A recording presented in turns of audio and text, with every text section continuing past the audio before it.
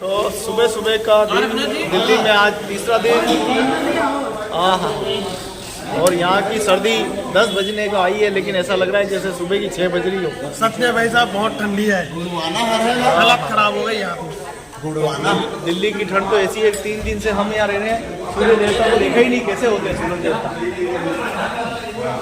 तो साहब देखिए दिल्ली के हरकिशन सिंह जी सुरजावत जी के इस भवन में ठहरे हुए हैं और सारे साथी तमाम राज्यों से आए हुए हैं। खांसी बहुत ज़्यादा है और आज लग रहा है कि थोड़ा सा कहीं मौसम खुलेगा, लेकिन लग नहीं रहा है।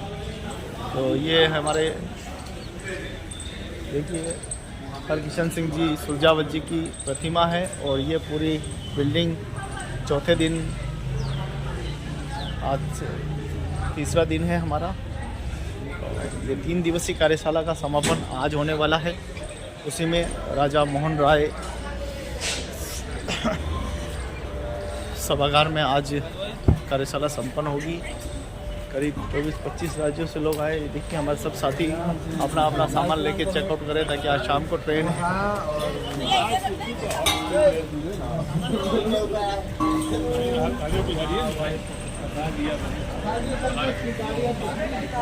तो दिल्ली की ठंड बहुत ही जबरदस्त है। अभी भैया हाँ, कैसा रहा? बहुत ही बढ़िया लगा। हाँ, तीसरे दिन का सफ़र। हाँ, और बहुत ही शानदार जगह, देश की राजधानी दिल्ली। तो देखिए दोस्तों, ये है भारत सरकार के नियंत्रण महालेखा का ये कार्यालय है, पूरा गवर्नमेंट ऑफ इंडिया। उसके बाद ये इंद्रगुप्त मार्ग रोड है। हाँ, ये हरकिशन जी सुरजावत जी का ये भवन है पूरा।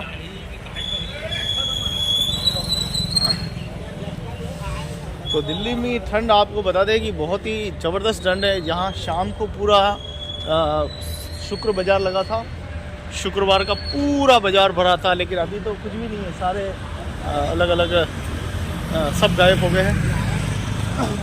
तो शाम को कैसे बाज़ार लगा था? इधर आओ थोड़ा। हाँ, मार्केट बहुत ही अच्छा, शुक्रवार बाज़ार लगता है यहाँ पे। बाजार बहुत बढ़िया, अच्छा लगा, सामान खरीदा, सस्ता मिल रहा, बहुत अच्छा दिल्ली में।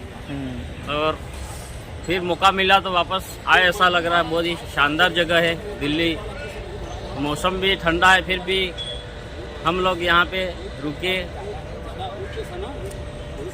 और हमारा मेहनत का संगठन जो चल रहा मजदूरों के लिए, मजदूर है जो किसान है, सब के लिए हम काम करेंगे।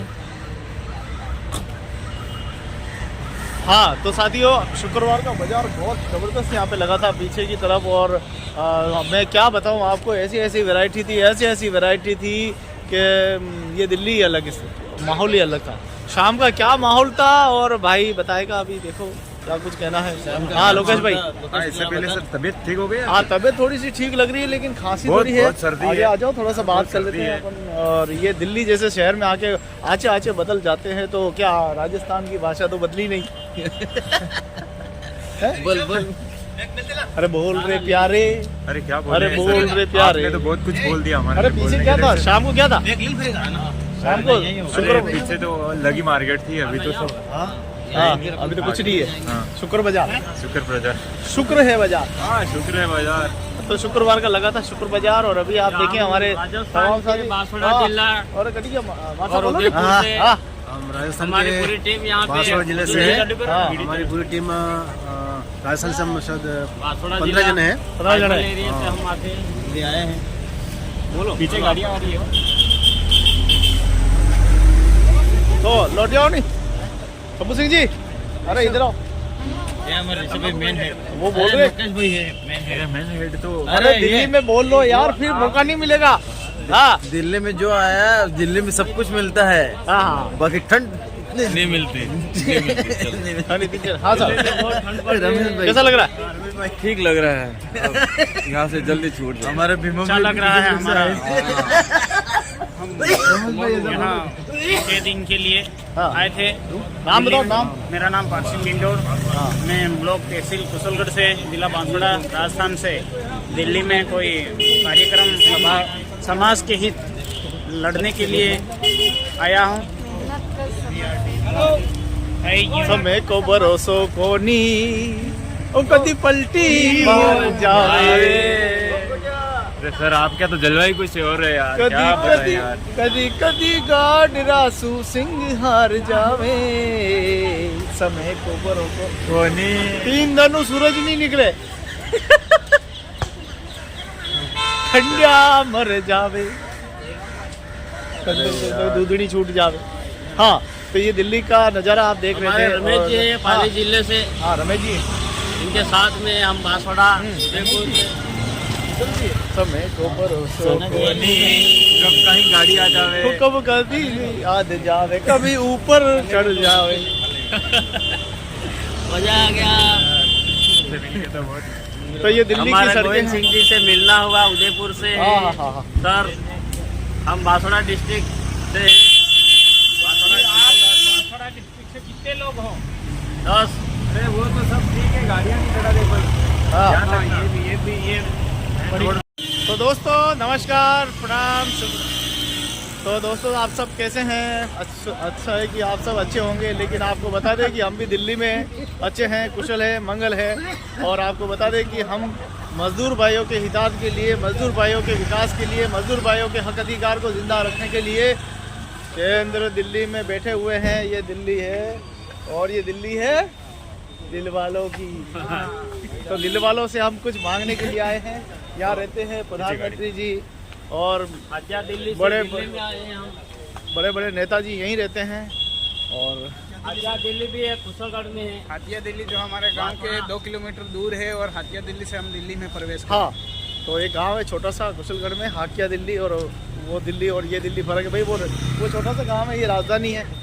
हाँ, तो हम लोग आए हैं दिल्ली में समाज सेवा करने। क्या लेने? समाज सेवा करते, समाज सेवा, ये समाज सेवा ने तो, हित के लिए समाज सेवा ने 3 दिन तक तो ठुठरा दिया है, पता नहीं और कितने दिन और ठुठरना बाकी है। ये तो आगे गोविंद सर ही बताएंगे हाँ। कितना ठिठुरना है। हाँ, ठुठरना पड़ेगा भाई, उदयपुर में भी ठंड ज़्यादा है। हाँ। सबसे ज्यादा उदयपुर। आपको बता दें कि बांसवाड़ा से जिस क्षेत्र से आए हैं वहाँ से कोई व्हीकल नहीं मिलता है, बस द्वारा उदयपुर आना पड़ता है। 200 किलोमीटर का, लगभग 220 किलोमीटर का सफ़र करके उदयपुर, और फिर वहाँ से ट्रेन के माध्यम से दिल्ली। 18 से ज़्यादा घंटे का रास्ता है और उसको पार करके दिल्ली राजधानी में पहुँचे हैं। और यहाँ पर राजा मोहन राय में वर्किंग पीपल चार्टर द्वारा जो कॉन्फ्रेंस रखी गई है 3 दिवसीय, उसमें भाग लिया है।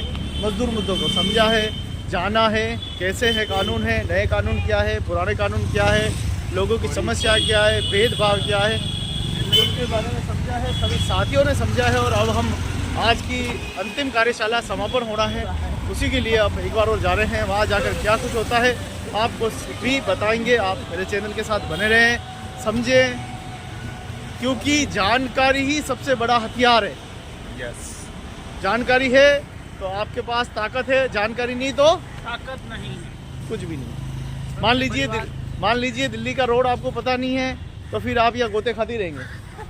इसलिए अगर जानकार हैं तो रोड पे जा सकते हैं। रोड पे निकलने की जगह नहीं है यहाँ, आहा, इतनी भीड़ भाड़। इतनी भीड़ भाड़।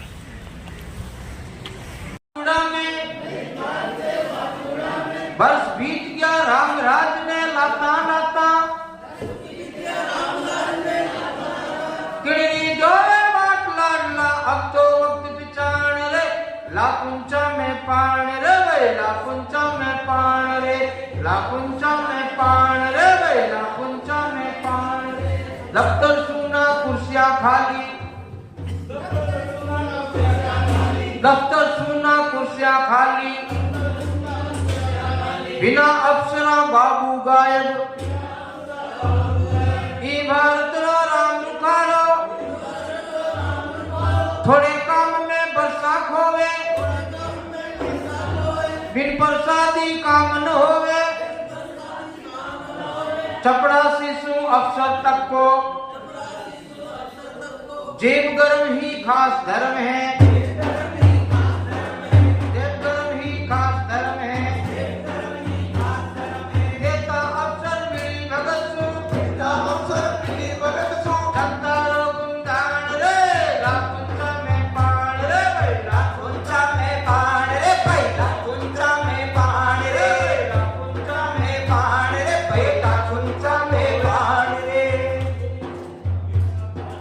तासू काम होवे कोनी तासू काम होवे कोनी आश्वासन पेट भरे कोनी आश्वासन पेट भरे कोनी उद्घाटन भाषण चाटक सु उद्घाटन भाषण चाटन सु सेवारी वक्त मिले कोनी जेवाणी वक्त मिले कोनी हे पुरुषारा लोभी पंडा पुरुषारा लोभी पंड्या हे पुरुषारा लोभी पंडा हे पुरुषारा लोभी पंडा वोट मांगता फिरे सांगड़ा भोज मागता फिरे सागड़ा चीजा पर फिरे है गुंडा फेरे में गुंडा हे विश्वास जोग नहीं है हे विश्वास जोग नहीं है हे समाज सुधारण लोग नहीं है अरे समाज सुधारण लोग नहीं है अरे मत भरोसा पे जाते तालियां कुंटा में पान रे कुंटा में पान रे भाई कुंटा में तालियां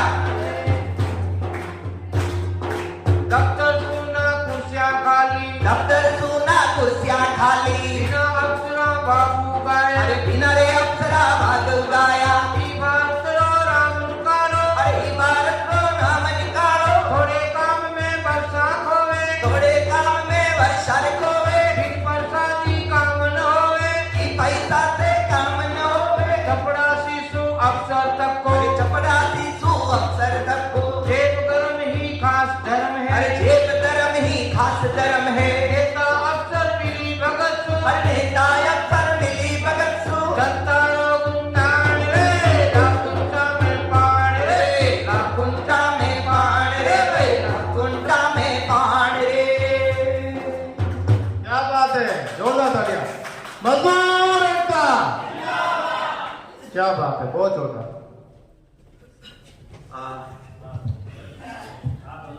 थोड़ा सा देरी हो गया है पर हमारे पास में भी अभी समय कम है। हम लोग कल जो चर्चा किए थे और एक कमेटी बनी थी वहीं से हम लोग आज के हमारे 2 दिवसीय राष्ट्रीय बैठक का दूसरा दिन पहले सत्र में हम शुरुआत करते हैं। इसकी शुरुआत के लिए मैं सत्या जी को इधर आमंत्रित करूंगा कि वे आए। यही चीज उन्होंने दिया इसलिए हमें नेतृत्व करना है और नेतृत्व करने का हमें लगता है कि आज से 6ठा दिन, आज 20 तारीख है, 6ठा दिन झंडा तोलन होने वाला है। 26 जनवरी को झंडा तोलन होने वाला है। हम लोग धूमधाम से झंडा तोलन में यदि संभव हो तो 22 प्रतिज्ञा को भी रखा जा सकता है, बढ़िया रखा जा सकता है। और इसके बाद हो सकता है कि आने वाले समय में आचार संहिता भी लगने वाला है, वो हम लोग सब जान रहे हैं, चुनाव होने वाला है। तो हम लोग मुख्य रूप से एक संगठन मजबूत करें और अपनी कार्यमा को सक्सेस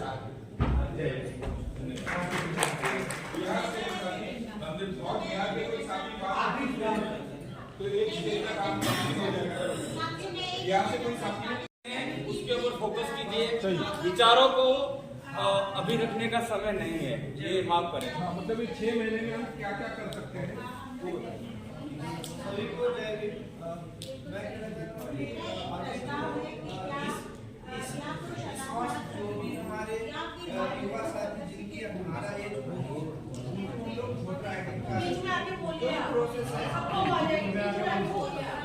सेंटर में आ जाइए। हमारे यहाँ साथियों ने चुनाव के लिए अपना पहला वोट देने वाले होंगे, हम उनके लिए वोटर लिस्ट का जो प्रावधान है कि किस प्रकार के वोटर लिस्ट में उनका नाम बनेगा या किस प्रकार के कार्ड बनेंगे, हम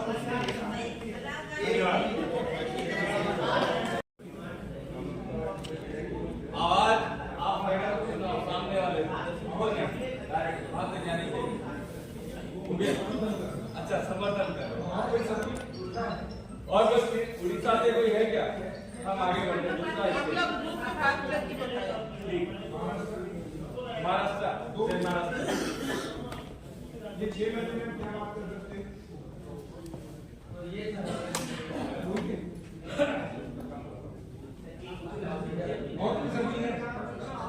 और कोई दूसरा स्टेट अभी स्टेट वाइज करेंगे तो बहुत टाइम लग जाएगा क्योंकि अगर जाएंगे नहीं चल रहा है कि एक डीएम सेलेक्ट करें इसमें फिर काम कर लें ऐसे लिस्टिंग कर रहा है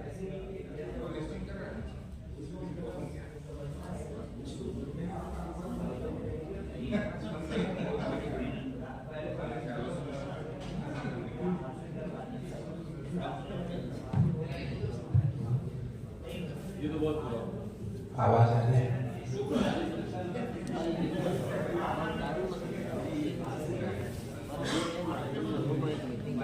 करना चाहिए क्या भले लोग तो जागरूक करते हैं। सबसे पहला काम होगा कि जागरूकता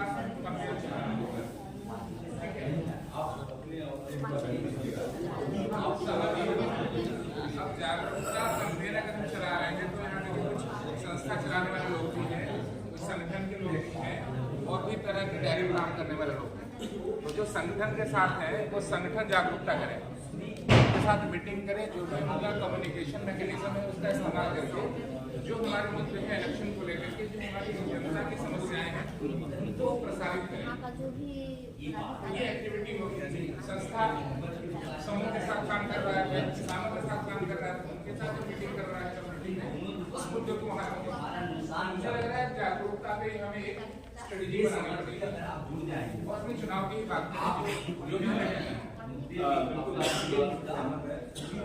ये उम्मीद रही है सदन से कि वो सब जैसे आपने अपने विचार रखे हैं आप अपने 3 या 6 महीने के एक बार विचार अभिव्यक्त कर दीजिए, शायद वो एक बार समराइज हो जाए कि क्या रहेगा, फिर एक फाइनल लिस्ट हम जारी कर देंगे कि ये हम ऐसा लेंगे तो सबके जो व्यू है वो मिल जाए। हम क्या है कि हम तो मिलकर कुछ चीजें तय करके हम ये करेंगे ऐसा करेंगे तो वो थोड़ा प्रजातांत्रिक नहीं होगा।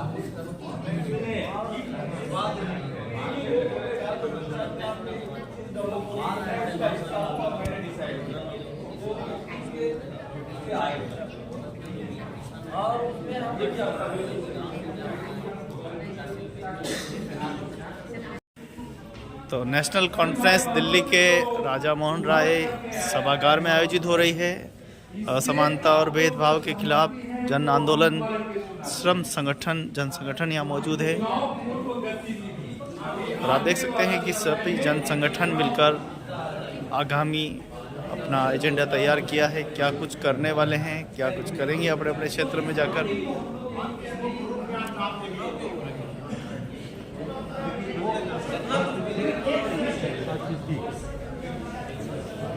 देखिए हमारे बीच में आपस में बातें न करें 2 मिनट के लिए 5 प्रस्ताव आया है, सर्वसम्मति से 5 प्रस्ताव आया है। पहला है हम लोग जनसंपर्क करेंगे जिसमें महिला, युवा, मजदूर, क्या इसमें हम सभी का सहमति है? बिल्कुल है।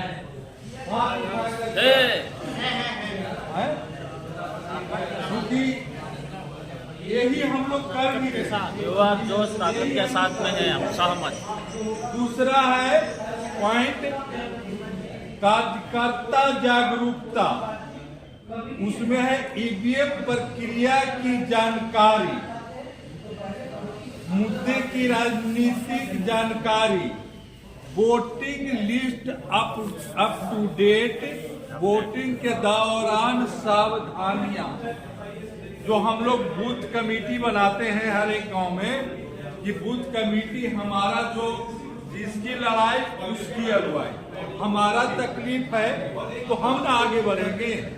तो जो हमारा वोट छूटी जाती है, आपको पता होगा 5 साल होते में 12-25 59 महीना एसटी में रहता है और 59 महीना हम लोग तलाक पैसे करते हाथ मिला रहता है जाता है और 1 महीना हेलीकॉप्टर से दौड़ता है कि हो रहा है तो उससे मुक्ति के लिए हम लोग सतर्क होंगे। तो इसके आप सभी का सहमति है? जो हमने पढ़ के सुनाए सभी कह रहे हैं धन्यवाद आप लोग को। ये तीसरा पॉइंट है इतना मेमोरी आप कहाँ से लाए? कल से देख रहा हूँ पूरा शूटिंग चालू है। इतना मेमोरी है? फुल जन संगठन के ही दीवार लेखन, नुक्कड़ नाटक और गीत। एक दीवार लेखन एक हो गया, नुक्कड़ नाटक 2 और गीत के माध्यम से जैसे दिल्ली से प्रस्ताव। यह हमारे कन्वेनर है, सर्वसम्मति से इनको संयोजक के तौर पे चुना गया है। और दूसरे हमारे जो को कन्वेनर है वो सुमैया है। सुमैया आप आ जाइए। और अब इस मीटिंग का संचालन भी यही दोनों करेंगे। तो मैं अब इसे हैंडओवर कर रहा हूँ इनको। और बहुत बहुत धन्यवाद आप सबके। स्वागत करें इन दोनों का। हमारे लीडर है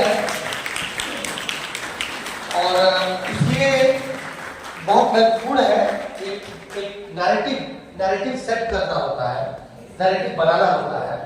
और हमने 2 दिन में वो नैरेटिव बनाई है। क्या नैरेटिव बनाई है? हमारा जो अलायंस, हमारा जो गठबंधन, अगर आप सभी लोगों को जोड़ दें और सभी लोगों के जुड़ाव को जोड़ दें, वो जहां जुड़े हुए हैं, जिस संगठन से जुड़े हुए हैं, मजदूर हो, दलित हो, आदिवासी हो, मिडिल क्लास हो, जो भी वंचित वर्ग के लोग, सभी लोगों को जोड़ दें तो ये अलायंस कम से कम 5 लाख लोगों का गठबंधन है। हम 5 लाख लोगों के प्रतिनिधि हैं और 5 लाख लोगों के प्रतिनिधि को लीड करने के लिए हमारे बीच में निर्मल भाई और सुमैया है। तो ये बहुत बड़ी जिम्मेदारी है, बहुत बड़ी जिम्मेदारी। और मुझे उम्मीद है कि ये जिम्मेदारी आप लोग इसको उसी जिम्मेदारी के साथ लेंगे कि हम देश के सबसे बड़े गठबंधन और अक्रॉस कास्ट, क्लास, जेंडर मिला करके इकट्ठा हुए हैं। तो इस गठबंधन की जो ग्लोबल गोल है उसको आप जिंदा रखेंगे और हमें प्रोत्साहित करेंगे कि हम भागीदारी करते हैं, क्योंकि हम तो काम कर ही रहे, सब कहीं ना कहीं कुछ ना कुछ कर ही रहे। सवाल ये है कि क्या कन्वेनर हमसे कुछ इस आंदोलन के लिए निकाल सकते हैं? तो ये उम्मीद रहेगी कि आप निकालें। और 2 शब्द अगर अपनी बात रख सके आप लोग तो मंच के लिए मैं आमंत्रित करूंगा और आप भी की मीटिंग आप संचालित कर सकते हैं। धन्यवाद सत्या जी। सबसे पहले तो आप तमाम साथियों का धन्यवाद। और सबको मैं ये कहना चाहता हूँ कि आपने जो जिम्मेदारी समझी है और साथियों ने नाम निकाल के और आगे तो कर दिया है, पर ये जिम्मेदारी बड़ी गंभीरता के साथ, संवेदनशीलता के साथ निभाने का पूरा प्रयास हम लोग साथी करेंगे। और मुझे तो ज्यादा चिंता नहीं है, क्योंकि ये जो काम है, ये काम हम सब के कंधों पे टिका हुआ है। हम सब लोगों का एक सामूहिक प्रयास होगा। मैं भी आप ही की तरह एक सदस्य हूँ इस पूरी टीम का, और इस टीम में जितने साथी हैं, ये हमें पूरा विश्वास है कि जिस तरीके से पुराने से वो अपने इस काम को करते हुए आएंगे, इस नए दौर में फिर से एक नई ऊर्जा, एक नई ताकत के साथ मिलजुल कर आगे बढ़ेंगे। और अभी सबसे महत्वपूर्ण है 2024 का जो इलेक्शन है, उसको लेकर हर एक संगठन, हर एक यूनियन साथी अपने अपने स्तर पर वैसे ही प्रयास कर रहे हैं। पर हमको कोशिश करना है कि और एक नया और क्या तरीका हो सकता है, एक सामूहिक प्रयास और क्या हो सकता है, और सामूहिक प्रयास में भी एक बड़ा सामूहिक प्रयास क्या हो सकता है, ये हम लोग आपस में मिलजुल कर करेंगे और लड़ेंगे और जीतेंगे। शुक्रिया, धन्यवाद। मैं सुमैया की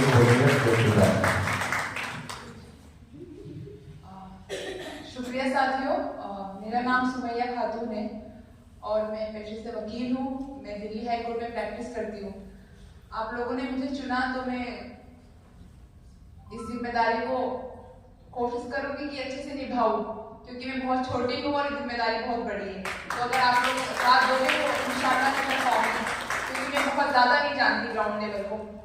जहां तक मैं जानती हूँ वो सीमित चीजों पे मैं लड़ाई कर रही हूँ, लेकिन हाँ वो जमीनी मुद्दे रहे, जैसे कि मैं हाउसिंग राइट्स पे फाइट करती हूँ, मैं स्ट्रीट वेंडर्स को लेकर फाइट करती हूँ। लेकिन अगर आप लोग साथ दोगे तो इंशाल्लाह मैं अच्छा करूंगी, लेकिन बिना आपके सपोर्ट के मैं नहीं कर पाऊंगी। कोशिश करूंगी कि जिम्मेदारी में सही से निभाऊं, कुछ गलती हो जाए तो माफ कर देना।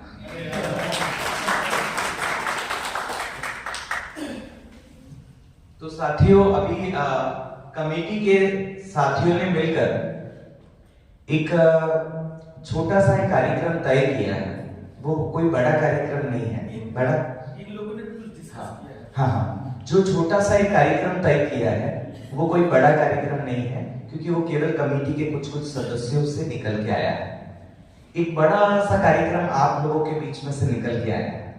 वो बड़ा कार्यक्रम इस छोटे कार्यक्रम के साथ मिलकर फिर हम बता पाएंगे कि पूरा हमारा एक्शन प्लान क्या बना है, हमको क्या करना है, किस प्रकार अभियान के स्वरूप में, बैठकों के स्वरूप में हम कुछ कर पाए, आंदोलन के स्वरूप में हम कुछ कर पाए।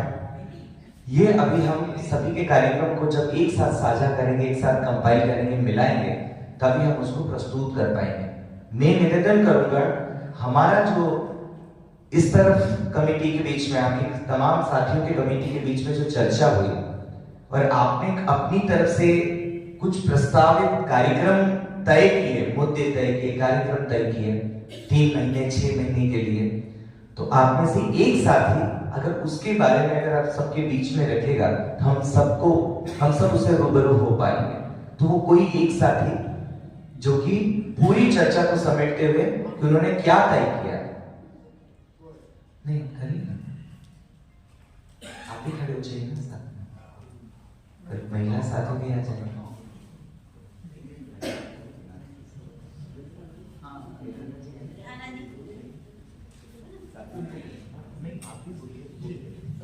निर्मल जी, हमारा अनुरोध था कि स्टेरिंग कमेटी ने क्या तय किया है वो हमको बताया जाए। हाँ, बहुमत उसका है। आप बता दीजिए आपने क्या तय किया है और हमारी कैसे ये पहले हो जाएगी, क्योंकि हम कमेटी में देखिए क्वेश्चन पेपर या स्टेट के दो साझा करने से पहले चलो आप जनता पहले बोल देते हैं, आपने क्या चाहिए, चलो बता दो।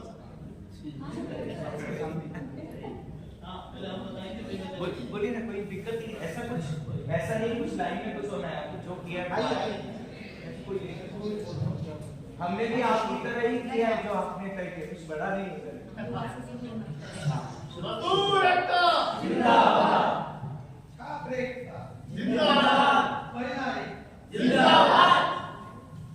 तो इसी जोश को हम लोग उम्मीद है कि आगे लेके जाएंगे, और जो जनरल बॉडी कमेटी ने बनाया है तो वो बहुत सारी चर्चा की थी, और उस चर्चा से जितने भी यहाँ पे स्टेट्स अवेलेबल थे या रिप्रेजेंट कर रहे थे, तो उनकी सबको एक साझा करके हमने एक डॉक्यूमेंट बनाया है जो कि आपको दिखाया भी जाएगा। मैं आपको पढ़ के बता दे रहा हूँ। चुनाव जन जागरूकता हमने उसको एक नाम दिया है, और जन संपर्क महिला युवा मजदूर बस्ती एक वो मुद्दा रहेगा, जिसमें सभी को हम लोग जोड़ेंगे, जिसमें महिला युवा मजदूर सबसे अहम होंगे, क्योंकि हम ये जानते हैं कि ये हमारा सबसे कोर ग्रुप है। उससे आगे बढ़ा के हम लोग कार्यकर्ता जागरूकता, जो ईवीएम की प्रतिक्रिया की जानकारी दी जाएगी सभी लोगों को, तो वो एक दूसरा मुद्दा था। तीसरा, मुद्दों की राजनीतिक जानकारी, जैसे वोटिंग लिस्ट अपडेट कैसे होती है, विजिटिंग दौरान सावधानियां कौन सी बरतें, किस तरह से हम लोग ईवीएम को ऑपरेट कर सकते हैं, कैसे वोट दें, उसको कब तक देखें, तो वो सारी चीजों की बात। गतिविधियां बहुत सारी हैं, जैसे हम लोग जो जागरूकता करेंगे तो पहले उसके क्या मेथोडोलॉजी होगी, तो उसमें 3 खास चीजें निकल के आई हैं। पहला, जो भी बस्तियों की या कहीं भी अक्सर दीवारों पे हम लोग जागरूकता स्लोगन लिखेंगे वो। दूसरा नुक्कड़ नाटक एक मेथोडोलॉजी है जिसके जरिए हम लोग ज़्यादा से ज़्यादा लोगों तक अवेयरनेस, और उसी के साथ साथ गीत के साथ में हम लोग आगे बढ़ेंगे। तो मैं चाहता हूँ कि आगे की बात हमारे साथी आगे बढ़ाएं।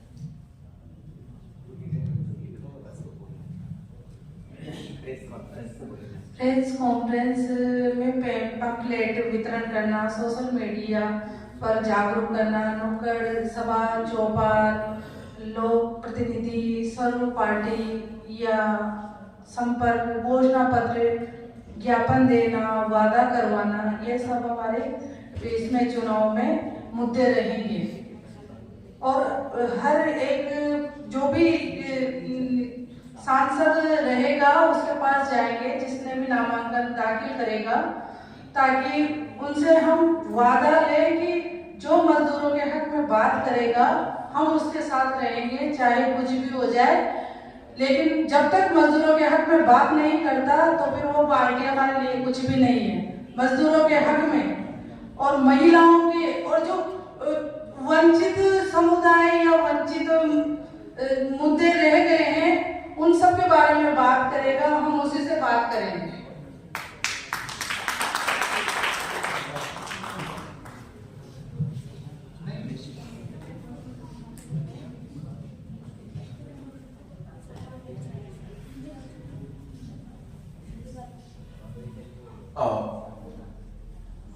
मेरा नाम रमेश है, मैं राजस्थान से हूँ। और जो मेरा जो मुख्य काम रहा है आदिवासी क्षेत्रों में रहा है, और हम हमारे रिश्ता के पहले से आगेवान समाज के अंदर जो लीडर है, जो मुद्दों के लेके समाज के साथ में बैठते हैं और स्थानीय जो भी जनप्रतिनिधि है उनके साथ उनका जुड़ाव है, उनको हम आज 2 दिन के अंदर जो गतिविधि हुई है, जो विचारधारा एक तय हुई है, उस विचारधारा को उन तक पहुंचाएंगे। जैसे हमारी समझ है उनको भी वैसे ही हम तैयार करके हमारे माफी उनको लड़ने के लिए आगे जागरूक करेंगे। तो शुक्रिया साथियों, बहुत ही सुंदर तरीके से आपने तो पूरा मेथोडोलॉजी और से बनाया है, तो हम बना भी नहीं पाए। गीत ना दीवार लेखन और जो आप बात कर रहे थे उस पर तो हम बात ही नहीं कर पाए। तो इसलिए जो आप कह रहे थे ना पहले बताओ, तो हमारे पास तो ऐसा कुछ था नहीं। जो जमीन पे जो बात आपने तय किया कि हम दीवार लेखन करेंगे, पैम्फलेट लेके जाएंगे, हैं? उसी को जोड़ते हुए हम तमाम साथियों ने तय किया कि हम एक मैनिफेस्टो तैयार करेंगे, और वो मैनिफेस्टो जिसको आप कह रहे हैं कि हम लेके जाएंगे, वो इस प्रकार का तैयार किया हुआ होगा ताकि हमारे जन संगठन के साथी, हमारे तमाम कार्यकर्ता जा जाकर अलग अलग जगह उसको देंगे। दूसरा हमने तय किया कि भारत जोड़ो यात्रा किस प्रकार से हमारे संगठन के प्रतिनिधि, संगठन के साथी, ये जो भारत जोड़ो यात्रा है, भारत जोड़ो यात्रा का भी ये तय हुआ था कि भाई हम राजनीतिक पार्टियों के साथ जाएगा ना जाए। तो ये चर्चा से निकल के आया कि हम ये नहीं कह रहे कि जाके और कांग्रेस के साथ जुड़ जाओ, उसका वोट बन जाओ, बात नहीं करें। अभी देश में हालात क्या है, ऑपोजिशन किस प्रकार से कमजोर तबके में पड़ा हुआ है, तो हमको अपने उद्देश्य, अपनी मंजिल को ध्यान में रखते हुए और वर्तमान परिस्थितियों को ध्यान में रखते हुए अपनी लड़ाई को मजबूत बनाने के लिए यह तय हुआ कि हम भारत जोड़ो यात्रा जब निकलेगी तो हम तमाम साथी किस प्रकार से अपने अपने स्टेट पर हम उस यात्रा के प्रतिनिधियों के साथ मुलाकात करेंगे और हमारे अपना मांग पत्र क्या है, किस किस क्षेत्र में हम घेर बराबरी देख रहे हैं, उस घेर बराबरी को पाटने के लिए, खत्म करने के लिए हमारी अपनी क्या मांगे हैं वो उन तक पहुंचाएंगे। तीसरा तय हुआ कि 26 जनवरी से लगाकर 14 अप्रैल तक हम लोगों को इसको अभियान के स्वरूप में, एक आंदोलन के स्वरूप में, अपने अलग अलग छोटे छोटे कार्यक्रम के स्वरूप में हम लोग क्या तय करें, उसका एक लंबा लिस्ट हमारे साथियों ने तैयार किया है, वो मैं शेयर करूंगा इसके बाद। और ये तय हुआ कि हम लोग एक पर्चा तैयार करेंगे कि हम किस प्रकार का भारत चाहते हैं। और वो पर्चा हम लोगों तक पहुंचाएंगे, राजनीतिक पार्टियों तक पहुंचाएंगे।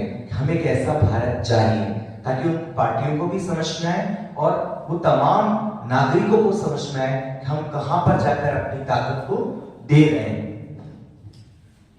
अगला जो तय हुआ था वो हुआ कि हमारे जितने कमेटी के साथी हैं जो संघर्ष कर रहे हैं, और आपने उनको संघर्ष करने की बदौलत ही तय करके उसको कमेटी में अपनी ओर से भेजा।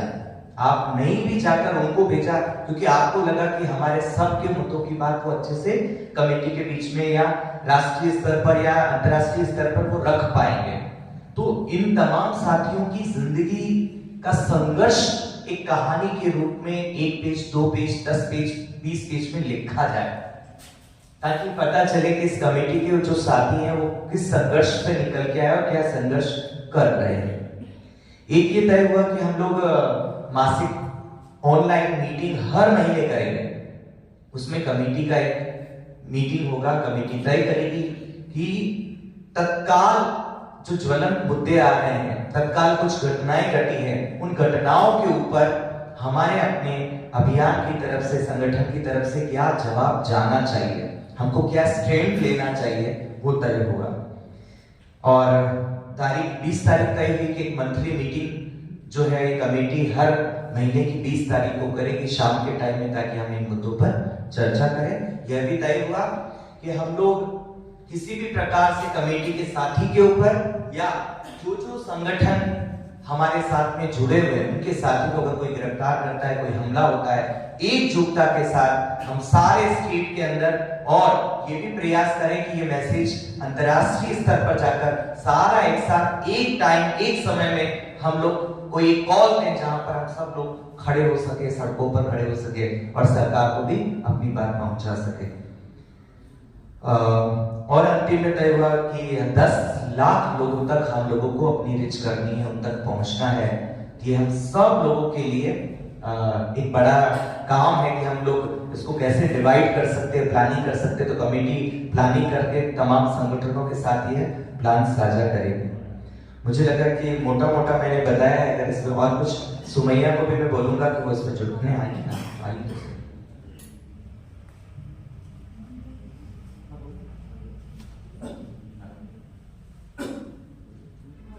जैसे कि निर्मल जी ने आपको बता दिए कि मतलब जो भी डिस्कशन हुआ है कमेटी में 20-22 लोगों की, वो सब बता दिया, लेकिन 2-3 पॉइंट्स रह गए। जैसे कि वर्ल्ड सोशल फोरम जो इकोनॉमी होगा, हम निगरानी में होगी गवर्नमेंट की, तो हो सकता है कि कुछ ऐसा हो जाए, होनी हो जाए, तो वो हमें डिटेन कर ले, हमें वो अरेस्ट कर ले, और हो सकता है क्योंकि होता है ऐसा, तो हमें एक दूसरे का साथ देना है, ठीक है। और मुझे ऐसा लगता है कि मैं उसके लिए पूरी खड़ी हूँ उस चीज के लिए, क्योंकि मेरा नाम भी सुमैया है और मैं ऐसे मुद्दों पे काम भी करती हूँ और मेरी कुछ हिस्ट्री भी ऐसी रही है, तो मुझे तो लगता है मैं तो ऊपर दर्जे पे।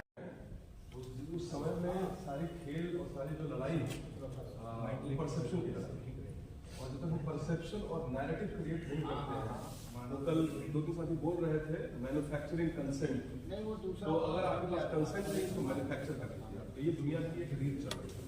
तो मेरा ये कहना है कि या जो चैप्टर अभी आपके नेतृत्व में, आपके लीडरशिप में वो बनेगा, तो देश को बहुत सारे मुद्दे भी आना है, चाहे किसानों के मुद्दे हैं, चाहे मजदूर के मुद्दे हैं, चाहे महिलाओं के मुद्दे हैं, चाहे माइनॉरिटी के मुद्दे हैं, चाहे जेंडर माइनॉरिटी के मुद्दे हैं, चाहे यूथ का मुद्दा है, सबके मुद्दों पे सरकार की अगर कुछ भी पहल होती है और कोई भी पॉलिसी चेंजेस होते हैं, चाहे कुछ भी कानून बनते हैं, आप तो कानून के साथ डील करते हैं, आपको पता है कि कानून में कितनी कमियां हैं, क्या है। तो पिया की तरफ से हर पॉलिसी और सरकार के हर नैरेटिव पे उनको चुनौती देते हुए उसके ऊपर हमारा एक स्टेटमेंट, एक मत, एक ओपिनियन जो है वो जाना चाहिए। सचिवालय उसको एक एक्टिवली रूप में उसको उसके ऊपर इंटरव्यू भी करे और पिया के पोजीशन को सिर्फ भारत के सामने नहीं, तो दुनिया के सामने सरकार की हर पॉलिसी पे हमको रखना चाहिए। तो ये मेरा और किसी और का कोई सुझाव है, कुछ कहना चाहता है, और किसी को लग रहा है कि कुछ और ऐड होना चाहिए, हमसे छूट गया है।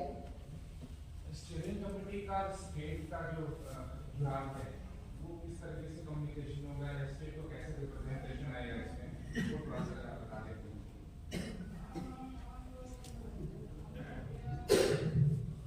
अभी हम लोग कल एक प्रेजेंटेशन हुआ था हर स्टेट का। आप तमाम साथियों ने चर्चा करने के बाद में पोस्टर को लेकर आपने कई सारे जन संगठनों के नाम लिखे थे।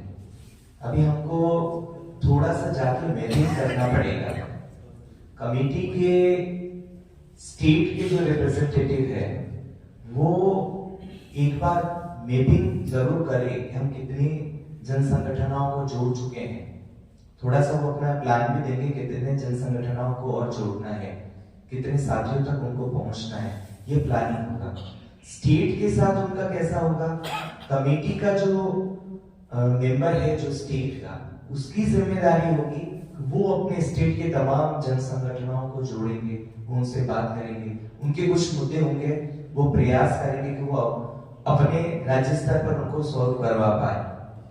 अगर उनको किसी भी प्रकार से मदद चाहिए होगी राष्ट्रीय स्तर पर, उदाहरण के तौर पे अगर उनके राज्य में कोई एक मुद्दा हुआ, आदिवासियों का मुद्दा लेकर के वहां हम गैर बराबरी देख रहे हैं, या फिर हम दलित समुदाय में कहीं कुछ मुद्दा निकला जहां पर हमने कोई बड़ी घटना घटी है, उसको लेकर आप क्या करेंगे, आप अपने स्टेट के जो कन्वीनर है, स्टेट के जो रिप्रेजेंटेटिव है उनके साथ में संपर्क करेंगे।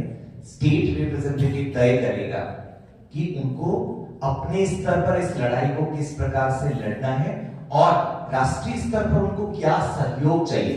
डायरेक्ट हम लोग यहाँ दिल्ली से ही सारा कुछ नहीं करेंगे, वो तय करेंगे।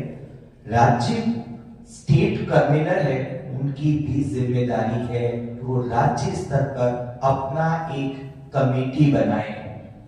वो कमेटी एक लोकतांत्रिक तरीके से तय करे हम लोगों को क्या करना है, हम किस प्रकार से आगे बढ़ेंगे, उसका स्ट्रक्चर क्या होगा वो हम लोग आप लोगों तक पहुंचाएंगे, उनके साथ चर्चा करके। आपकी भी स्टेट कन्वीनर के साथ बैठक होगी। जो जन संगठन अभी तक पुराने से अभियान के तहत जुड़े हुए हैं वो ही मिलकर अभी कमेटी बनाएंगे, वो ही मिलकर तय करेंगे कार्यक्रम क्या होगा, वो ही मिलकर तय करेंगे कि उस कमेटी में कौन कौन क्या क्या काम करेगा, आपको किस रूप में जाना है और आपको केंद्र से क्या मदद चाहिए अभियान टीम से, वो आप बताएंगे। यहाँ पर दिल्ली में अगर किसी भी जन संगठन को दिल्ली राजधानी में किसी भी प्रकार की मदद चाहिए, किसी से आपको मिलना है, आपको यहाँ पर किसी विभाग में जाना है, आपको दिल्ली में कोई धरना प्रदर्शन करना है, कोई बैठक करनी है, कॉन्फ्रेंस करना है, इस प्रकार के मुद्दे हैं, तो वो आप स्टेट कन्वीनर के माध्यम से यहाँ पहुंचाएंगे और हम इधर प्रयास करेंगे कि ये टीम अपने स्टेट के साथियों को जो वो चाहते हैं उस प्रकार से उनको मदद करने का पूरा प्रयास करें। और किसी को कुछ सवाल है तो बात कर सकते हैं। मुझे भी इतना ज्यादा अनुभव नहीं है, पर ये बनाए तो धीरे धीरे सीखेंगे, शायद पता नहीं कितना बता पाए। कुछ पूछना है, बोलना कुछ?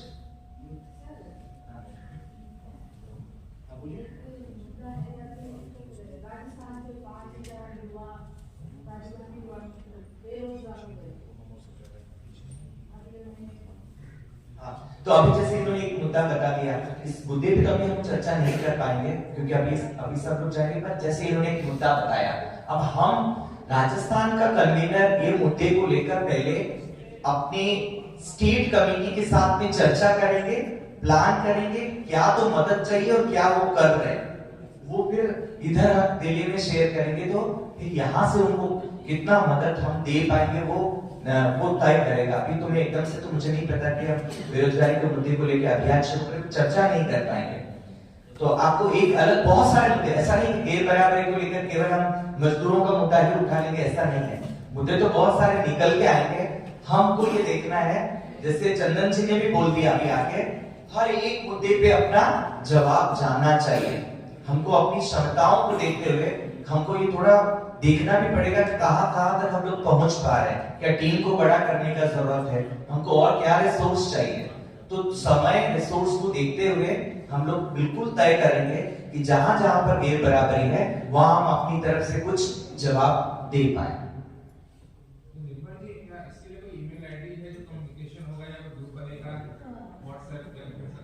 देखिए कि पुराने में किस प्रकार से कमेटी चली थी, उनका अपना प्रॉपर क्या ईमेल आईडी था, वो सारा कुछ हम स्टेट कन्वीनर के थ्रू आपको शेयर करेंगे। बेकायदा ये भी सवाल आया था वेबसाइट के बारे में, तो कहां पर आपको सोशल मीडिया के थ्रू अपनी बात रखनी है, उसके लिए भी आपको एक प्रॉपर वेबसाइट जो बनी हुई है वो हम आपको पूरा शेयर करेंगे। आपका फेसबुक, ट्विटर क्या है, आपके मुद्दे क्या है जो अंतरराष्ट्रीय स्तर पर जा सके, उसके लिए भी आपको शेयर किया जाएगा। ईमेल आईडी तो डेफिनेटली देना ही पड़ेगा कम्युनिकेशन के लिए, मोबाइल नंबर, ईमेल आईडी और ऑफिस का एड्रेस जहां पर आप आकर अपनी बात को रख पाए, चर्चा कर पाए। और हमारे अभिषेक जी ने तो एक ये भी जिम्मेदारी दी कि अगर आप सभी में साथी 100 लोगों की भी मीटिंग करना चाहें तो आप हमारा जो शेल्टर होम के हॉल है उनको यूज कर सकते हैं। तो मुझे लगता है कि ऐसे बहुत सारे साथी होंगे जिनके पास इस प्रकार का स्पेस होगा, वो मदद कर सकते हैं। और जी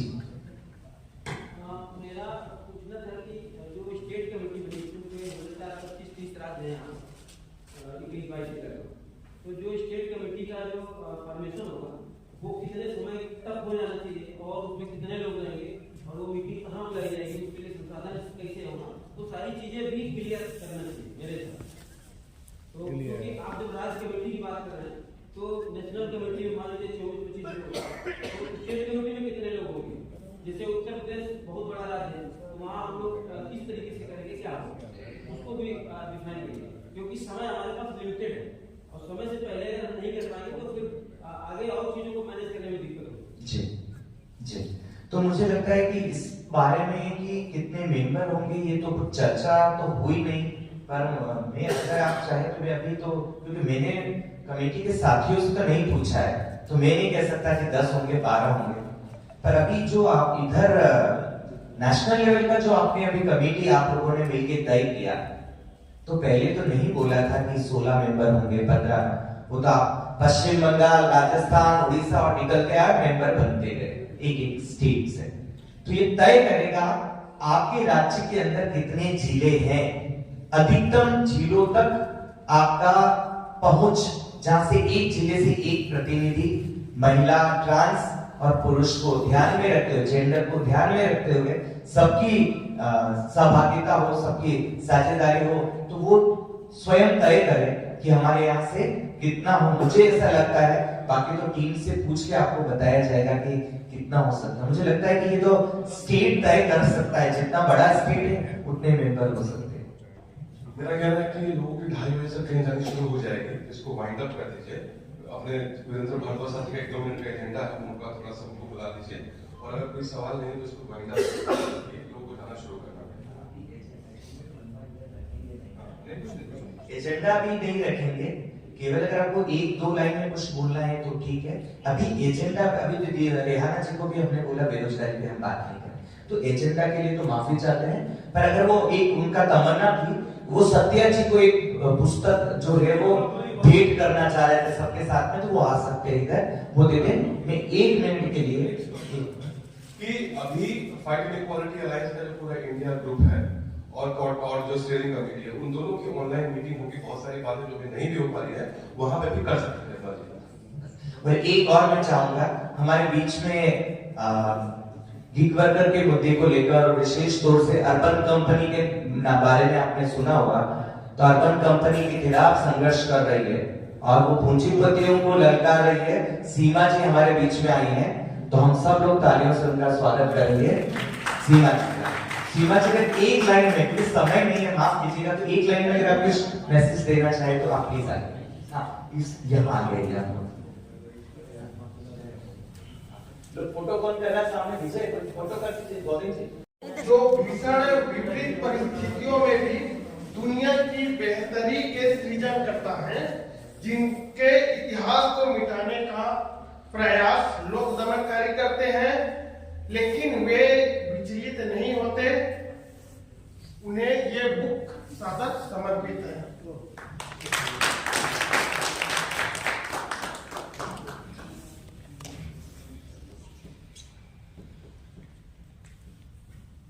मैं सीमा जी से रिक्वेस्ट करूंगा कि वो अपना बात शुरू करें। सीमा जी। नमस्कार सबको, जिंदाबाद। बस मैं थोड़ा सा टाइम कम है, सॉरी सबको, विमल जी सॉरी सबको, कल मैं 2 दिन आ नहीं पाई, कुछ प्रॉब्लम थी मेरे घर में, तो इसलिए नेक्स्ट टाइम कहीं और मिलेंगे। बट ये गिग वर्कर का जो मुद्दा है, आज से हर घर में आपको 1-2 लोग ऐसे मिलेंगे गिग वर्कर के, उसमें मिलेंगे जो ऑनलाइन जो भी काम करते हैं, आने वाला टाइम नहीं होने वाला है। तो मैं सबको यही बोलना चाहूंगी, आपके इस पास में ये जो भी आपके जानने वाले, आप उनको जोड़िए। इलेक्शन के लिए भी बहुत अच्छा है कि एक वुमेन्स होती है, किसी के घर जाके मतलब जो काम होते हैं वो करती है ना, तो हम लोग वुमेन्स एक कहते हैं कि पढ़ी लिखी होती है तो पूरे परिवार पढ़ा लिखा होता है ना, तो हम लोग को थोड़ा सा गिग वर्कर में और लोग इकट्ठे जोड़ने की जरूरत है। हर जगह आप लोग थोड़ा सा करिए, जो आपके आसपास है, जैसे सर ने बोला कि मैं अपनी कोई कमेटी बनाऊंगा गिग वर्कर में, बहुत अच्छा। और इसमें आप किसी के घर जा रहे हो, उनमें इलेक्शन में भी आप प्रचार कर सकते हैं। वुमेन्स है, वुमेन्स मतलब ठीक है, कोई टाइम तो ये आप किसी के घर में जाके समझाएंगे तो मुझे लगता है कि घर में जो मेयर होते हैं उनमें वोट देने के लिए सबसे ज्यादा अच्छा प्रचार करते हैं कि वुमेन्स जो होती हैं। तो बस ये है कि आप प्लीज गिग वर्कर में थोड़ा सा लोग जोड़िए अपने साथ, हर स्टेट में जोड़िए। आने वाले टाइम में ये बहुत इम्पोर्टेंट मुद्दा है हम लोग के लिए, हमारा जो पूरा फ्यूचर इसमें वो हो रखा है। तो बस इतना ही बोलूंगी, अभी नेक्स्ट टाइम मैं और 13 से शुरू हुई थी, 2 लाख रुपए से वेंचर कैपिटल से आज वो 3 बिलियन डॉलर की कंपनी है। और सीमा जी ने दिल्ली के ठंड में सड़क पे बैठ करके कंपनी के खिलाफ मोर्चा खुला था और 3 दिन सड़क पे सोई थी सीमा जी। तो बड़ी क्रांतिकारी रही है, तो हम आप सबसे सीखेंगे और हम आगे बढ़ेंगे। सीमा जी बहुत बहुत धन्यवाद, एक बार फिर से ताली बजाएंगे सीमा जी के लिए। तो साथियों, मुझे अंत में ये कहना है और माफी चाहूंगा, बहुत सारे साथी और कुछ बोलना चाह रहे हैं, पर आज जो हमने आप पूरा बहुत सारे साथी तो पहले से वही जिम्मा उठाए हुए हैं, पर अभी इधर आपने और डबली और पकड़ा दिया है, अब इसको लेके फिर बचाना है। सबसे बड़ी उम्मीद है और पूरी ताकत के साथ लड़ेंगे और जीतेंगे, पर उससे पहले इस कार्यक्रम को संजोने के लिए जिन जिन साथियों का योगदान रहा, जिन्होंने अपना दिमाग लगाया किस प्रकार के अभियान को लेकर बैठक दिल्ली के अंदर करना है, जिन्होंने लिखा, जिन्होंने संसाधन जुटाए, हमको एक प्लेटफॉर्म पर लेके आए, उनके लिए जोरदार से तालियां। दूसरा, उन तमाम साथियों के लिए तालियां जिन्होंने हमें भोजन की व्यवस्था, रहने की व्यवस्था, जिन्होंने अपने संगठन दिए और हमको बढ़िया से 2-3 दिन का लिए रखा, उनके लिए जोरदार तालियां। माइक की व्यवस्था, हॉल की व्यवस्था कराने वाले हमारे युवा, दिल्ली के युवा टीम ने भी बहुत सारे कार्यक्रम किए और विशेष तौर से 1 महीने से हम अलग अलग राज्यों के अंदर जनमत कर रहे थे और सबको जगा रहे थे, सबको मैसेज दे रहे थे, और फिर हम लोग इतनी भयंकर सर्दी में भी यहाँ पर लेट से भी पहुंच गए और हमने इस पूरे कार्यक्रम को अपनी चर्चा करके, अपनी उपस्थिति दिखा कर और पूरे बड़े नंबर में हम लोग यहाँ पर दिखे हैं, अपना अनुभव साझा करके सफल बनाया, उसके लिए एक बार जोरदार तालियां। तो साथियों, आपको पता है कि किस प्रकार से मजदूरों के मुद्दे पर जब संसद के अंदर बम फेंका गया तो कैसे वो देश विरोधी कहलाए। आज हम घेर बराबरी की बात करेंगे तो महिला पुरुष हर अलग अलग मुद्दों पर घेर बराबरी आपको दिखेगी। इसको लेकर कि हम अपने दिल के अंदर घेर बराबरी के खिलाफ आग कैसे बढ़ाए, लगी हुई तो सबके अंदर है। तो तालियों के साथ गाते हुए सब लोग गाएंगे और जोर से गाएंगे, धीरे से गाएंगे, माइक फेल होना चाहिए तालियों के साथ। और हम सब लोग काम करने वाले हैं देश में शांति का, अमन का, बराबरी का। तो क्या कहा है? अरे आजादी के हम दीवाने, आजादी के आएंगे, आजादी के आएंगे, खुशहाली और अमन की अपनी दुनिया नहीं बसाएंगे, खुशहाली और अमन की अपनी दुनिया नहीं बसाएंगे।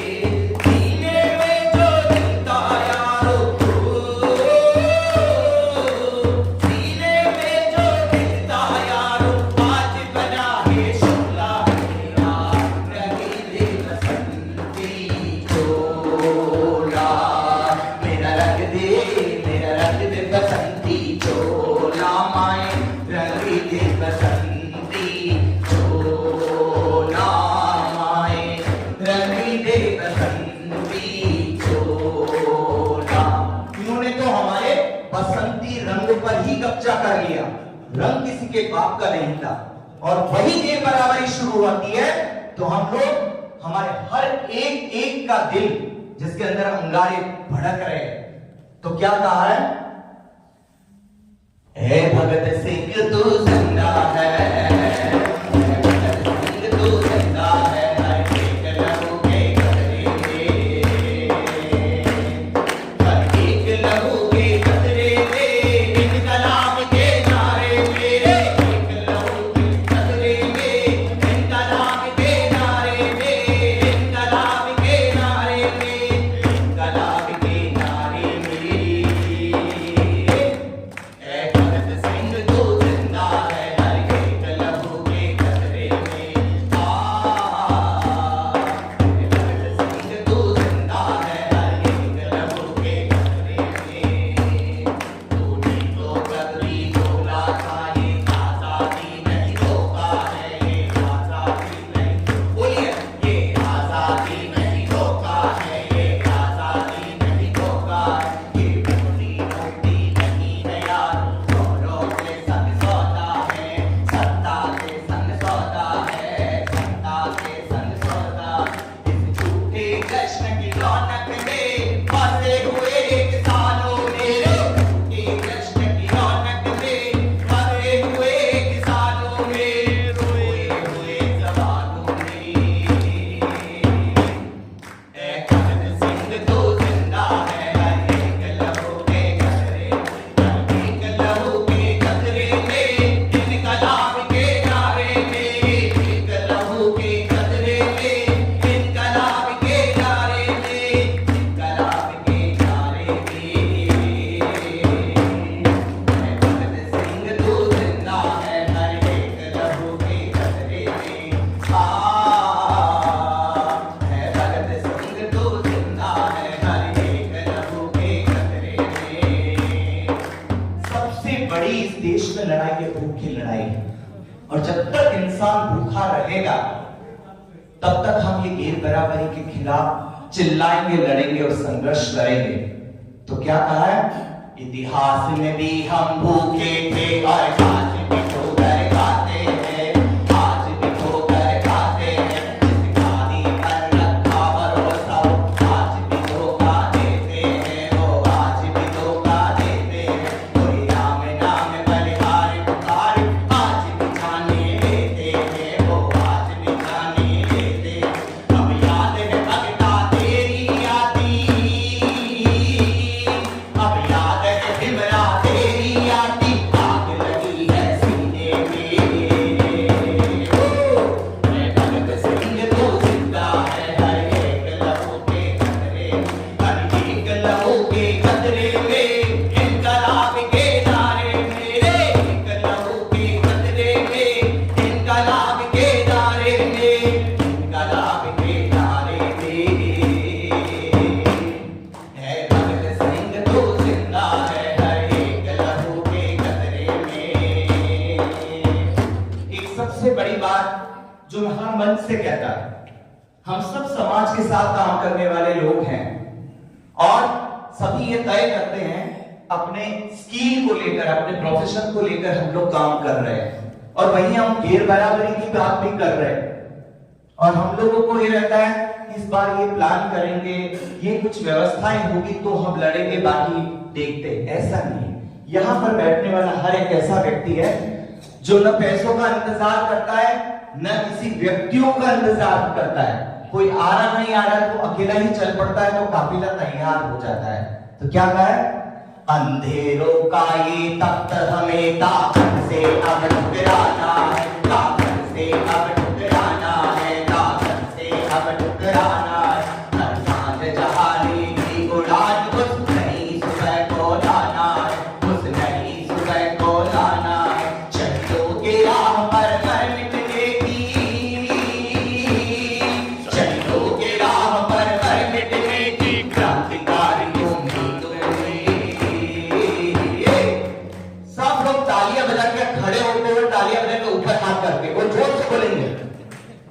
अंधेरों का ये तख्त हमें ताकत से अब टकराना है, ताकत से अब टकराना है। हर सांस जहाँ लेगी उड़ान उस नई सुबह को लाना है, उस नई सुबह को लाना है। शहीदों की राह पर मर मिटने की, शहीदों की राह पर मर मिटने की क्रांतिकारी उम्मीदों में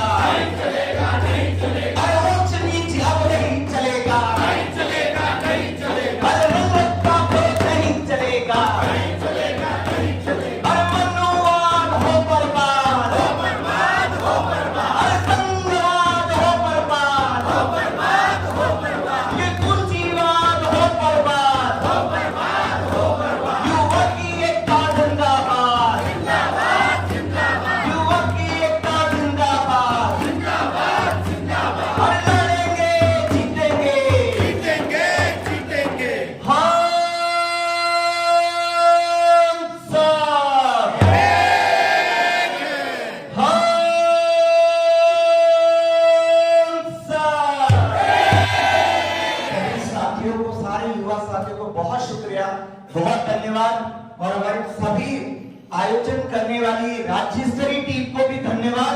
और फिर से हम मिलेंगे पूरी ऊर्जा और ताकत के साथ। Thank you. निर्मल भाई के लिए ताली बजाइए भाई है ना। चलिए खाना खाने लगे सर, फटाफट करो। अभी तक जो फाइनेंस का इतना खर्चा होगा, आज लग रहा है कि हम सफल हुए। धन्यवाद में ऑर्गेनाइजिंग टीम में पम्पम जी को बहुत बहुत धन्यवाद, क्योंकि आप लोगों को यही कनेक्ट कर रहे हैं। बहुत बहुत धन्यवाद।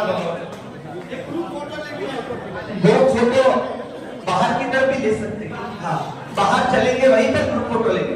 हाँ, बैनर ले लीजिए।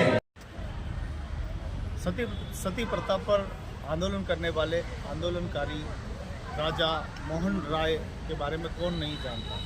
बंगाल में जन्मे राजा मोहन राय ने सती प्रथा के खिलाफ आंदोलन किया था और आप जानते हैं कि दिल्ली में उनका एक सुंदर सा भवन बना रखा है। ये भवन जो है पूरा भवन है राजा राम मोहन राय और ऑडिटोरियम पूरा है। यहीं 3 दिनों तक इसी भूमि पर बैठने का अवसर मिला है और वर्किंग पीपल चार्टर का बहुत बहुत धन्यवाद कि इतनी सुंदर जगह मीटिंग रखी ताकि हम भी संस्कृति से परिचय हुए और उन गुमनाम पन्नों पर भी प्रकाश डाला जिनके बारे में कोई जानता नहीं है।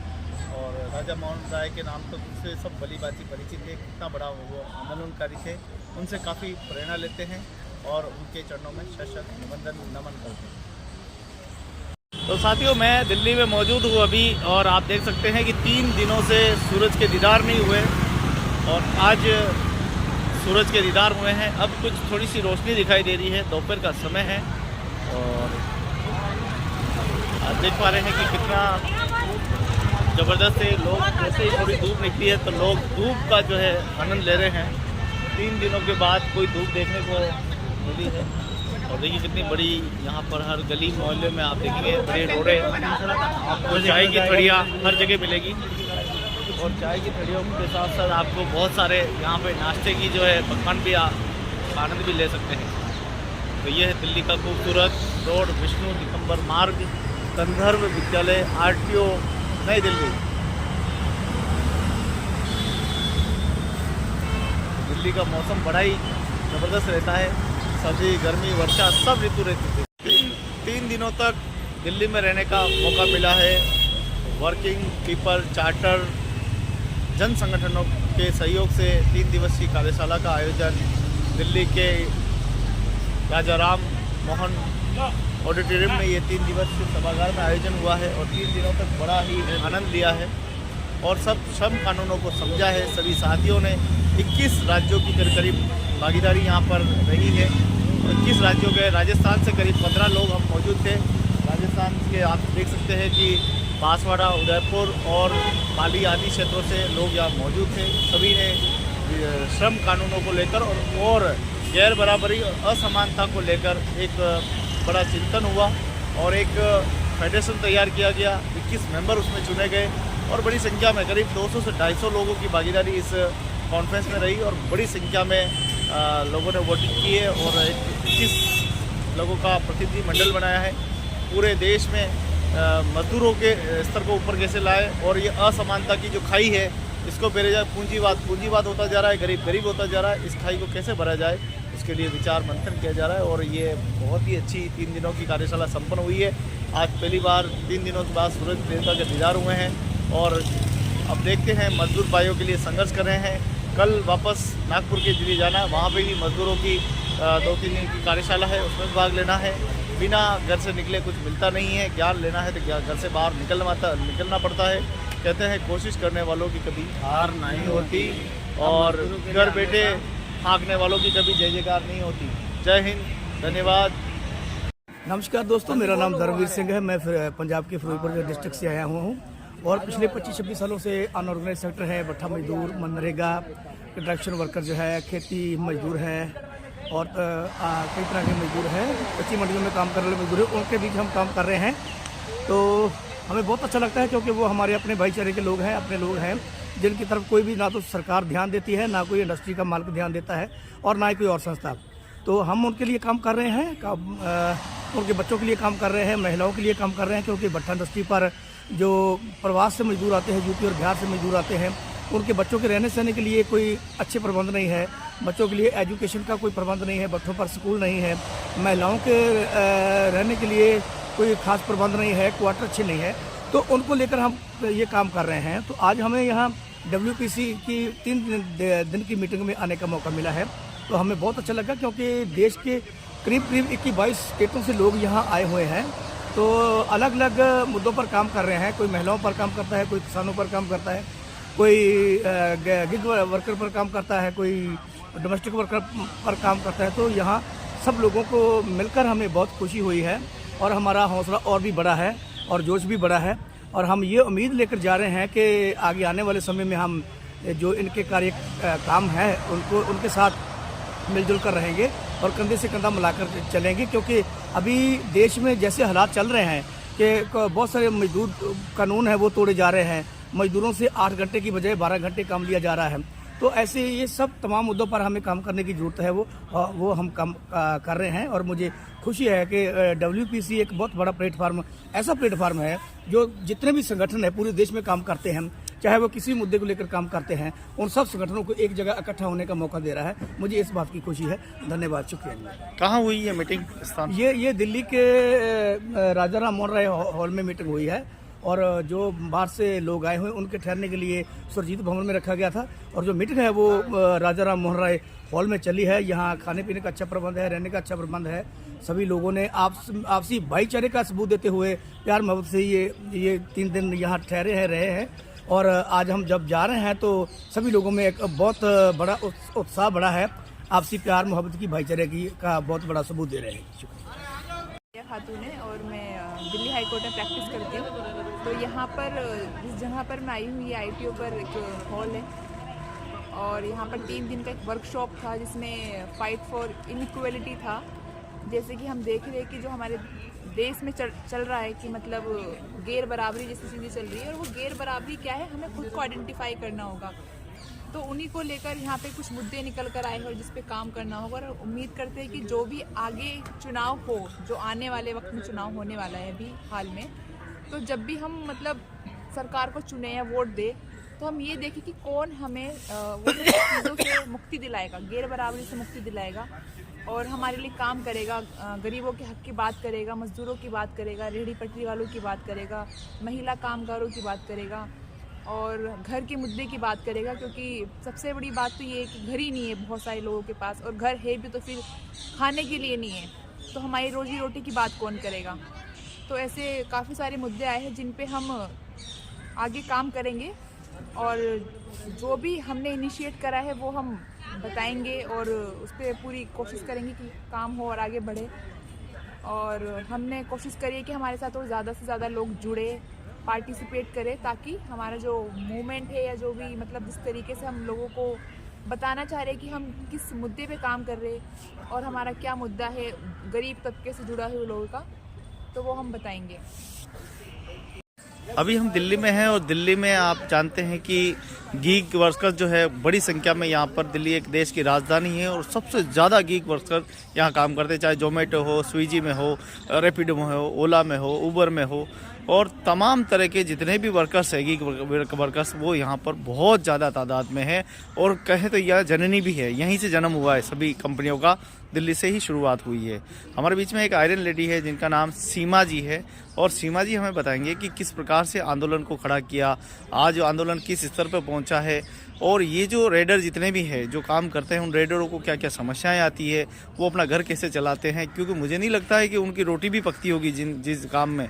तो आपका स्वागत है, बताइए गीग वर्कर्स के बारे में बताइए, क्या उनकी समस्या है और दिल्ली लेवल पे क्या पैरवी की जा रही है और वर्किंग पीपल चार्टर के साथ में मिलकर किस प्रकार से काम कर रहे हैं।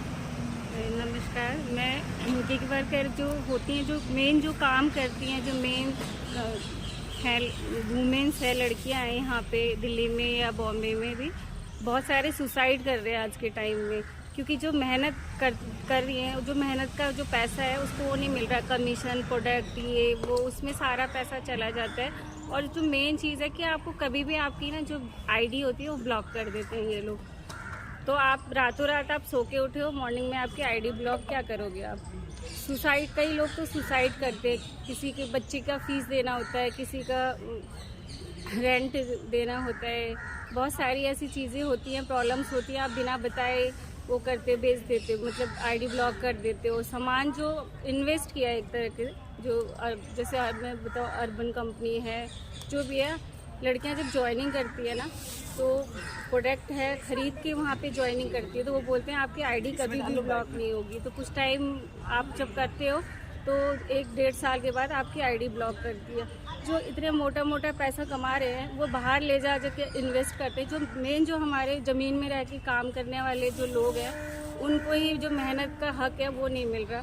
तो हम लोगों ने इसमें डिमांड किया है नया कोई कानून आए, हमारे इंडिया में कोई कानून आए इस गिग वर्कर के उसमें, कि उनको आपको फैसिलिटी मिले, मेडिकल मिले, इंश्योरेंस वगैरह मिले। तो बहुत सारी अभी डिमांड है, हम लोगों ने रखा हुआ है। अभी हमारा केस फाइल होने वाला है, उसके बाद देखते हैं। हमने कानून के लिए बात कर रखी है। अभी तक किस तरह के आपने आंदोलन किए हैं और कब कब किए हैं और क्या सफलताएं उनमें मिली है? हमने अक्टूबर में 2000 मुझे कोई बात हो नहीं। जाएगा ना, सन तो याद नहीं है एक सेकंड। कोई बात नहीं। हाँ मतलब 1-1.5 साल 2 साल पहले हमारी मतलब हुई थी कंपनी में कुछ हमारे जो डिमांड थे महिलाओं को लेके। हम लड़कियां होती है किसी के घर में जाके काम करती है कि पता नहीं आप किसके घर में जा रहे हो, किसके घर में नहीं जा रहे। जो कमीशन होता है, कमीशन ज़्यादा आप लेते हो, प्रोडक्ट आपसे ही मंगाना है, आप अपनी मर्जी जो लोकेशन आपको बोला जाता है उससे ज़्यादा की दूरी का आप काम देते हो। आप घर से निकलते हो, आप अपना कन्वेंस लगाते हो, अपना प्रोडक्ट लगाते हो, है ना। उसके बाद आपको पता नहीं है आपके साथ कोई हादसा हो गया तो कंपनी वाले आपसे पूछने भी नहीं आते। तो उसमें हम लोगों ने डिमांड किया था कि अपना कमीशन कम करें। उसके बाद ये जो है महिलाओं का हेल्थ इंश्योरेंस का करे, पीएफ कटे, ये है। अभी तक तो कुछ हुआ नहीं, तो हम इसलिए लीगली जाके लीगल इसमें कर रहे हैं कोर्ट में। तो कहते हैं मरता क्या नहीं करता। अभी गीग वर्कर्स की हालत क्या है? गिग वर्कर का हालत ऐसा है कि जैसे कि एक मजदूर है ना, उनकी भी थोड़ी बेटर हालत होगी। गिग वर्कर का बहुत ही, क्योंकि लॉ नहीं है, कानून नहीं है, तो कंपनियां बहुत मनमर्जी करती है। अभी बद से बदतर हालत है गिग वर्कर का, चाहे आप किसी भी उसमें ले लो, बहुत बुरा हाल है। आप किसके पास जाओगे अपनी प्रॉब्लम बताने, किसके पास जाओगे? कोई है ही नहीं, कौन सुनेगा?